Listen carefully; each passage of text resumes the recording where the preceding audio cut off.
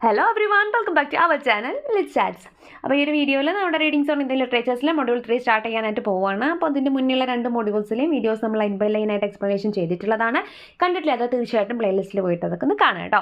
അപ്പോൾ നമുക്ക് ഈ ഒരു ചാപ്റ്റർ എന്ന് പറയുന്നത് ഫ്യൂച്ചർ ഓഫ് ദ പാസ്റ്റ് എന്നുള്ളൊരു എഡിറ്റോറിയലാണ് നമുക്ക് പഠിക്കാനായിട്ടുള്ളത്. അപ്പോൾ അതിൻ്റെ ടൈറ്റിൽ നോക്കുകയാണെങ്കിൽ നമ്മളിത് ആദ്യം മനസ്സിലാക്കേണ്ട കാര്യം എന്താണെന്ന് വെച്ച് കഴിഞ്ഞാൽ ഈ ഒരു എഡിറ്റോറിയലിൽ പറയുന്നത് ആൻഡമാൻസിലുള്ള ഒരു 85 വയസ്സായിട്ടുള്ള ബോഹ സീനിയർ എന്നുള്ള വ്യക്തിയുടെ മരണശേഷം അവർ സംസാരിച്ചിരുന്ന ആ ഒരു ഭാഷ എങ്ങനെയാണ് ഇല്ലാണ്ടായത്, അല്ലെങ്കിൽ അന്യം നിന്ന് പോയത് എന്നതിനെ കുറിച്ചാണ് ഇതിനകത്ത് സംസാരിക്കുന്നത്. അതുകൊണ്ട് തന്നെ ആ ഒരു നേറ്റീവ് ലാംഗ്വേജിൻ്റെ ഇമ്പോർട്ടൻസ് എന്താണ്, നമ്മളതിനെ എങ്ങനെ സംരക്ഷിക്കണം എന്നൊക്കെ നമുക്കിത് വായിക്കുമ്പോൾ മനസ്സിലാവും. അപ്പോൾ ഇതിനകത്ത് ആ ഒരു ടൈറ്റിൽ കൊണ്ട് ഉദ്ദേശിക്കുന്നത് the future of the past എന്നാണ് പറയുന്നത്. അപ്പോൾ ഇവിടെ ഫ്യൂച്ചർ എന്നും പാസ്റ്റ് എന്നുള്ളത് കൊണ്ടൊക്കെ ഉദ്ദേശിക്കുന്നത് ആ ഒരു നേറ്റീവ് ലാംഗ്വേജിനെ കുറിച്ചാണ്. അതായത് പാസ്റ്റ് എന്ന് പറഞ്ഞാൽ എന്താ, കഴിഞ്ഞു പോയതാണ്. ഇവിടെ കഴിഞ്ഞു പോകുന്നത് എന്താണ്, ആ ഒരു നേറ്റീവ് ലാംഗ്വേജ് ആണ്. നമ്മൾ പറഞ്ഞു ആ 85 വയസ്സുള്ള ആ ഒരു വ്യക്തിയായിരുന്നു അവസാനമായിട്ട് ആ ഭാഷ സംസാരിച്ചിരുന്നത്. അപ്പോൾ അവരുടെ മരണശേഷം എന്ത് സംഭവിക്കുകയാണ്, ആ ഒരു ഭാഷ ഇല്ലാണ്ടാവുകയാണ്. അപ്പോൾ അത്തരത്തിലൊരു പാസ്റ്റിലേക്ക് നീങ്ങിക്കഴിഞ്ഞ ഒരു ഭാഷയുടെ ഭാവിയെക്കുറിച്ചാണ് നമ്മൾ ഈ ഒരു ചാപ്റ്ററിനകത്ത് ഡിസ്കസ് ചെയ്യുന്നത് എന്നുള്ളത് ആദ്യം മനസ്സിലാക്കുക. അപ്പോൾ നമുക്കിനി ചാപ്റ്ററിൻ്റെ ലൈൻ ബൈ ലൈൻ എക്സ്പ്ലനേഷൻസിൽ പോകാം. The death of A language means the passing of many things. ഒരു ഭാഷയുടെ മരണം എന്ന് പറഞ്ഞ് ജസ്റ്റ് ആ ഒരു ഭാഷയുടെ മാത്രം അവസാനമല്ല, ഒരുപാട് കാര്യങ്ങളുടെ പാസിംഗ് ആണെന്നാണ് പറയുന്നത്. അപ്പോൾ എന്തൊക്കെ കാര്യങ്ങളാണുള്ളത്? എ വേ ഓഫ് ലൈഫ്, ഒരു ജീവിത രീതിക്ക് തന്നെ ഒരുപാട് വ്യത്യാസങ്ങൾ സംഭവിക്കുന്നു. എ കൾച്ചറൽ ഐഡൻറ്റിറ്റി, സാംസ്കാരികമായിട്ടുള്ള ഒരു ഐഡൻറ്റിറ്റിക്ക് ആ ഒരു വ്യത്യാസം വരുന്നുണ്ട്.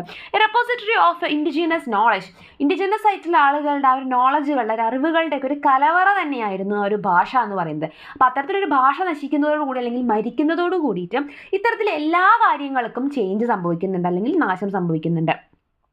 Language is not merely mechanical means of communication. Language എന്ന് പറയുന്നത് ഭാഷ ഒരിക്കലും എന്തല്ല, നമുക്ക് കമ്മ്യൂണിക്കേറ്റ് ചെയ്യാം. നമ്മൾ പൊതുവേ ലാംഗ്വേജ് എന്താണെന്ന് ചോദിച്ചാൽ നമ്മൾ സ്വയം പറയുന്ന ഒരു കാര്യം തന്നെയാണ് മീൻസ് ഓഫ് കമ്മ്യൂണിക്കേഷൻ, അല്ലെങ്കിൽ വേ ഓഫ് കമ്മ്യൂണിക്കേഷൻ എന്നാണ് നമ്മൾ പറയാറുള്ളത്. പക്ഷേ വെറുതെ ഒരു കമ്മ്യൂണിക്കേറ്റ് ചെയ്യാൻ വേണ്ടിയുള്ള ഒരു മാർഗ്ഗം മാത്രമല്ല ഒരിക്കലും language, but A medium that shapes the very way we think.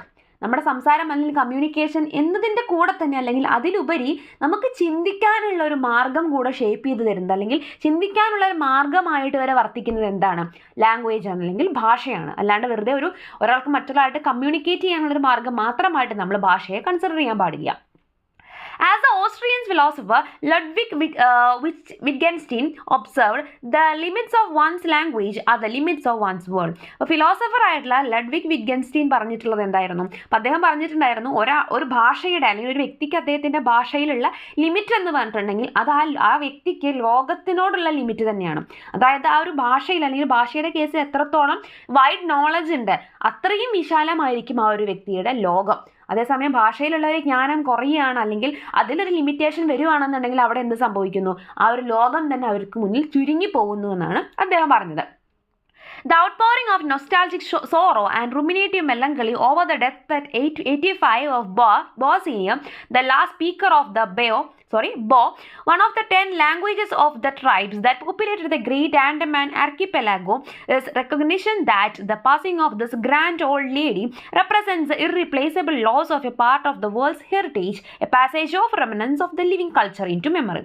അപ്പോൾ ഇതിനകത്ത് പറയുന്നത് എന്താണെന്ന് വെച്ച് കഴിഞ്ഞാൽ, ആ ഒരു ലേഡിയുടെ, അല്ലെങ്കിൽ ബോ സീനിയർ എന്നുള്ള ലേഡിയുടെ മരണശേഷം സംഭവിക്കുന്നത് എന്താണ്, അവരുടെ ഭാഷയായിട്ടുള്ള ബോ എന്ന് പറയുന്നത് അവരുടെ ഭാഷയാണ്. അപ്പോൾ അവരുടെ ആ ഒരു ഭാഷയ്ക്ക് ആ ഒരു നാശം സംഭവിക്കുകയാണ്. അല്ലെങ്കിൽ എന്താണ്, ഇത്രയും കാലം അവർ ഇറീപ്ലേസബിൾ ആയിട്ട് കൊണ്ട് നടന്നിട്ടുണ്ടായിരുന്ന ആ ഒരു ഭാഷയുടെ അവസാനം, അല്ലെങ്കിൽ അത് അവർക്ക് നഷ്ടപ്പെട്ടു പോവുകയാണ്. അതുകൊണ്ട് തന്നെ എന്താണ് സംഭവിക്കുന്നത്, ആ ഒരു പൈതൃകമായിക്കോട്ടെ, അല്ലെങ്കിൽ അതിൽ ബാക്കി നിൽക്കുന്ന, അല്ലെങ്കിൽ ബാക്കി ആ ഒരു കമ്മ്യൂണിറ്റിയിൽ ജീവിക്കുന്ന ആളുകളുടെയൊക്കെ ആ ഒരു അവശേഷിപ്പാണ്, അല്ലെങ്കിൽ അവരുടെയൊക്കെയും ആ ഒരു സംസ്കാരത്തിൻ്റെ ഭാഗമായിട്ടുള്ള ഒരു ഭാഷയാണ് എന്തായിട്ടുള്ളത്, ഒരു മെമ്മറി ആയിട്ട്, ഒരു ഓർമ്മയായിട്ട് മാറിയിട്ടുള്ളത്. അതൊരു വ്യക്തിയുടെ മരണം കൊണ്ട് എത്ര വലിയൊരു ചേഞ്ചാണ് ഒരു കമ്മ്യൂണിറ്റിക്ക് സംഭവിച്ചിട്ടുള്ളത് എന്നാണ് പറയുന്നത്. It is a reminder of the fragility of the indigenous people of the Andaman Islands and the importance of protecting their lives and their culture, which date back an estimated 70,000 years from further degradation in the name of upliftment and civilization.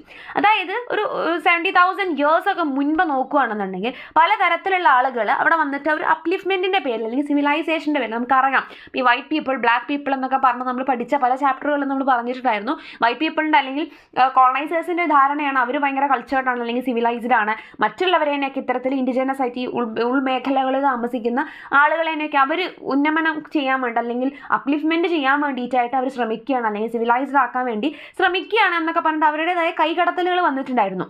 അപ്പോൾ അതിനുശേഷം ആ ഒരു കാലഘട്ടത്തിന് ശേഷമാണ് കൃത്യമായിട്ട് അവരുടെ എത്രത്തോളം അവരുടെ ഭാഷയ്ക്ക് അവർക്ക് എങ്ങനെ പോറലേൽക്കുന്നുണ്ട്, അല്ലെങ്കിൽ എങ്ങനെയാണ് അവർ വീക്കായിട്ട് മാറുന്നത്, അല്ലെങ്കിൽ അതിൻ്റെ ഒരു ഇമ്പോർട്ടൻസ് അവരെ സംരക്ഷിക്കേണ്ടതുണ്ട് എന്നുള്ള ഒരു ഇമ്പോർട്ടൻസ്, ആ ഒരു തോന്നലൊക്കെ നമുക്ക് വരാൻ തുടങ്ങിയത് എപ്പം മുതൽക്കാണ്? ആ ഒരു 70,000 years മുന്നേ ഇത്തരത്തിലുള്ള ആളുകളുടെ കൈകടത്തലുകൾ അല്ലെങ്കിൽ അത്തരത്തിലുള്ള ആളുകളുടെ ആ ഒരു സിവിലൈസ്ഡ് ആക്കാൻ വേണ്ടിയുള്ള ശ്രമങ്ങൾക്ക് ശേഷമാണ് നമുക്ക് ആ ഒരു തോന്നൽ വരാൻ തുടങ്ങി, അല്ലെങ്കിൽ അതൊരു ആവശ്യമായിട്ട് മാറിയത്. അത്തരത്തിലുള്ള ആളുകളുടെ സാധാരണക്കാരായിട്ടുള്ള അല്ലെങ്കിൽ ഉള്ളേരിയകളിൽ താമസിക്കുന്ന ആളുകളുടെയൊക്കെ ഭാഷയും സംസ്കാരവും സംരക്ഷിക്കേണ്ടതുണ്ട് എന്നൊരു ചിന്ത വരാൻ തുടങ്ങിയത്.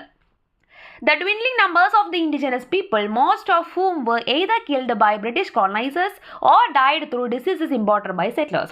അപ്പോൾ അവരുടെ ആ ഒരു ഇൻഡിജിനസ് പീപ്പിളിൻ്റെ ഒക്കെ തന്നെ എന്താണ് എണ്ണം കുറഞ്ഞുകൊണ്ടേ ഇരിക്കുകയാണ്, അതായത് ഡ്വിൻഡിൽ ചെയ്തുകൊണ്ടിരിക്കുകയാണ്, ഇല്ലാണ്ടായിക്കൊണ്ടിരിക്കുകയാണ്.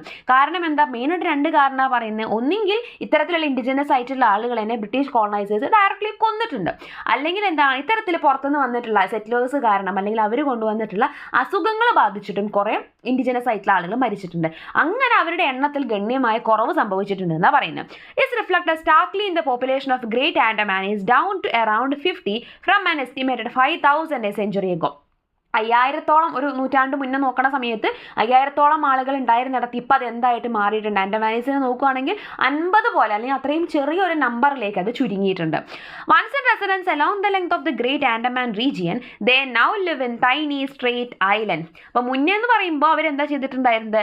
വളരെ വിശാലമായിട്ടുള്ള ഗ്രേറ്റ് ആൻഡമാൻ റീജിയനിലാണ് താമസിച്ചിട്ടുണ്ടായിരുന്നത്. പക്ഷേ ഇപ്പോൾ അവരെവിടെയാണ് ജീവിക്കുന്നത്? ടൈനി സ്ട്രേറ്റ് ഐലൻഡ്, വളരെ ചെറിയൊരു ടൈനി ആയിട്ടുള്ള ഒരു സ്ട്രേറ്റ്, വളരെ എന്താ പറയുക, അതുവരെ വിശാലമായ സ്ഥലങ്ങളിൽ ജീവിച്ചിരുന്നവർ ഇപ്പം എന്താണ്? അവർ സ്ട്രേറ്റ് ഐലൻഡിൽ വളരെ ചെറിയൊരു സ്ഥലത്താണ് അവർ താമസിക്കുന്നത് എന്നാണ് പറയുന്നത്.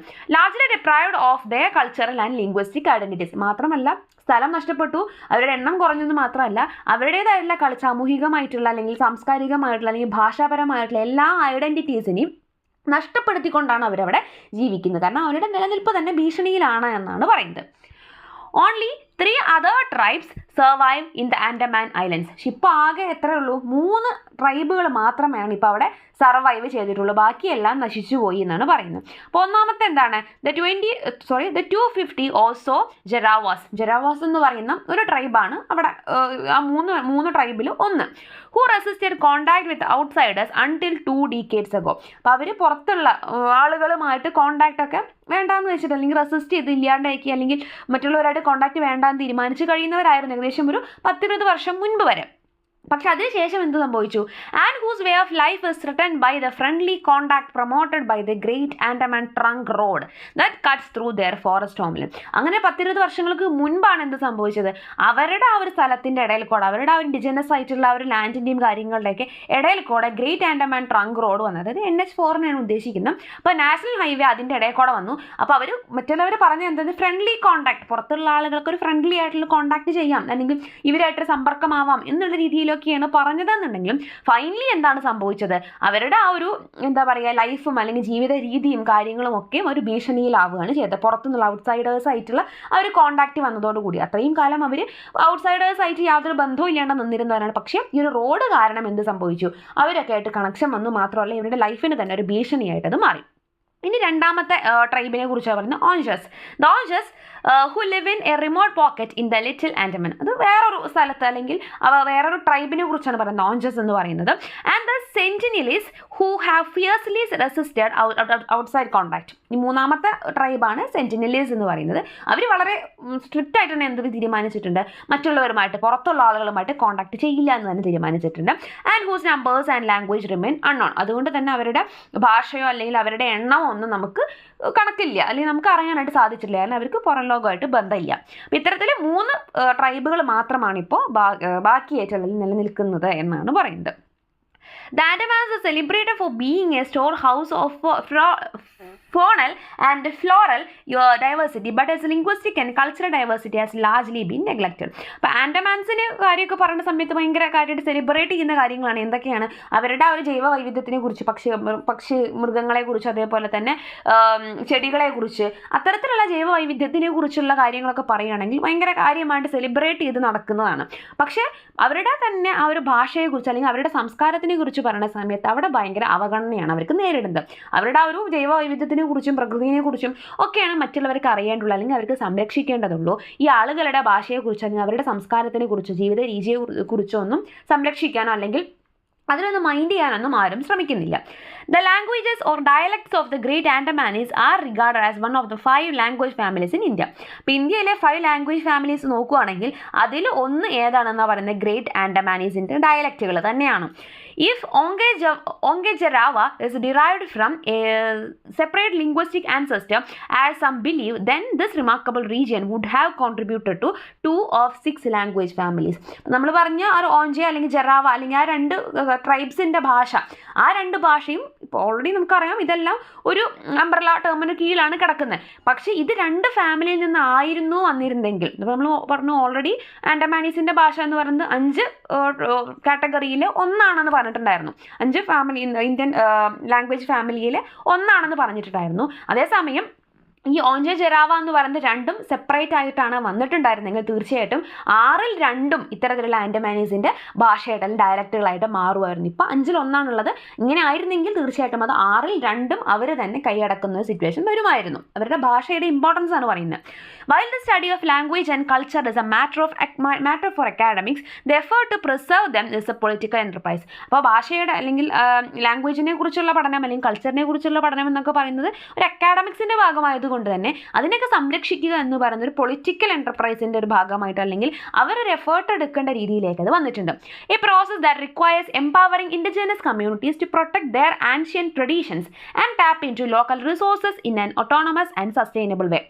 അതിൽ നമ്മൾ എന്ത് ചെയ്യേണ്ടി വരും? കൃത്യമായിട്ട് അത്തരത്തിലുള്ള ഇൻഡിജിനസ് ആയിട്ടുള്ള കമ്മ്യൂണിറ്റീസിന് അവരുടെ ഭാഷ അല്ലെങ്കിൽ അവരുടെ ട്രഡീഷൻസ്, സംസ്കാരങ്ങൾ, അത്തരത്തിലുള്ള എല്ലാ കാര്യങ്ങളും, ജീവിത രീതികൾ, കാര്യങ്ങളൊക്കെ കൃത്യമായിട്ട് നമ്മൾ സംരക്ഷിക്കേണ്ടതായിട്ടുള്ള രീതിയിലേക്ക് അല്ലെങ്കിൽ ആ റിസോഴ്സുകളെയൊക്കെയും അവർ നിലനിർത്തി കൊണ്ടുപോകാൻ വേണ്ടിയിട്ട് നമ്മൾ ചെയ്യേണ്ട കാര്യങ്ങൾ ചെയ്യുക തന്നെ വേണ്ടി വരും. In the Andamans more than elsewhere we need to protect the future of the past. അപ്പോൾ ആൻഡമാൻസിനെ വെച്ച് നോക്കുകയാണെങ്കിൽ മറ്റുള്ള ഏത് സ്ഥലത്തിനേക്കാളും അപേക്ഷിച്ച് നമ്മൾ എന്ത് ചെയ്യണം? Protect the future of the past. ആ സെൻറ്റൻസ് ഓർത്ത് വയ്ക്കുക. പാസ്റ്റിൻ്റെ ഫ്യൂച്ചറിനെ നമ്മൾ സംരക്ഷിക്കണമെന്നാണ്. പാസ്റ്റ് എന്നുള്ളതുകൊണ്ട് എന്താ ഉദ്ദേശിക്കുന്നത്? ആ ഇല്ലാണ്ടായി പോകുന്ന അല്ലെങ്കിൽ ഭൂതകാലത്തിൽ ഉണ്ടായിരുന്ന അവരുടെ കയ്യിലുണ്ടായിരുന്ന സംസ്കാരങ്ങളും ഭാഷയും അവരുടെ ജീവിത രീതികളും ഒക്കെയാണ് പാസ്റ്റ് എന്നുള്ളത് ഉദ്ദേശിക്കുന്നത്. അതിനെ നമ്മൾ സംരക്ഷിക്കണം, അല്ലെങ്കിൽ അതിൻ്റെ ഭാവിയിൽ അത് ഇല്ലാണ്ടാവുന്ന സിറ്റുവേഷനിലേക്ക് കൊണ്ടുപോകാതെ നമ്മൾ സംരക്ഷിക്കണം എന്നാണ് ഇതിനകത്ത് പറയുന്നത്. താങ്ക്